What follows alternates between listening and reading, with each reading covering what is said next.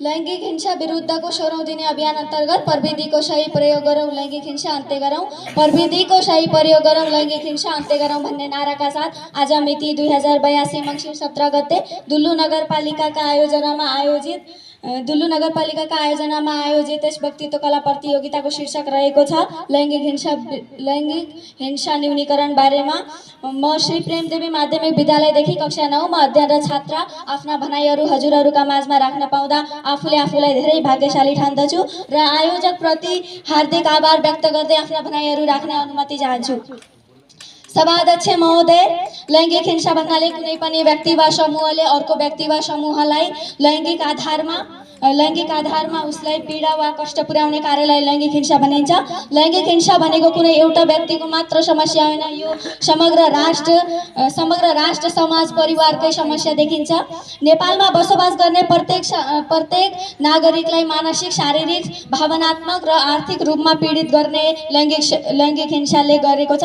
यसले पुरै समग्र परिवारलाई मात्र होइन, यसले सिङ्गो राष्ट्र र देशलाई नै कमजोर बनाएको छ।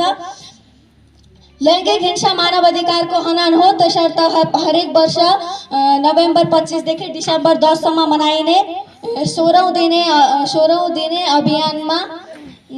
दिने अभियान मनाइने गरिन्छ। यस अभियानलाई नेपालमा दिवसका रूपमा मनाइने गरिन्छ।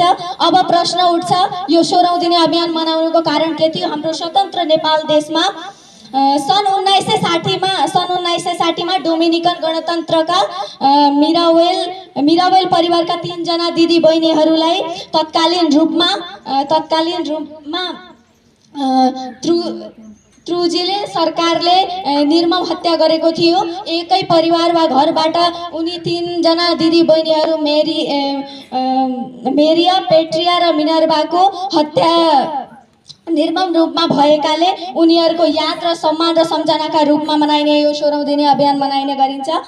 लैंगिक हिंसा अन्तर्गत महिला हिंसा र बालबालिका विरुद्ध हिंसा तथा पुरुष हिंसा मात्र नपर्ने भएकाले यस अन्तर्गत अन्तर्लिङ्गी हिंसा पनि पर्दछ।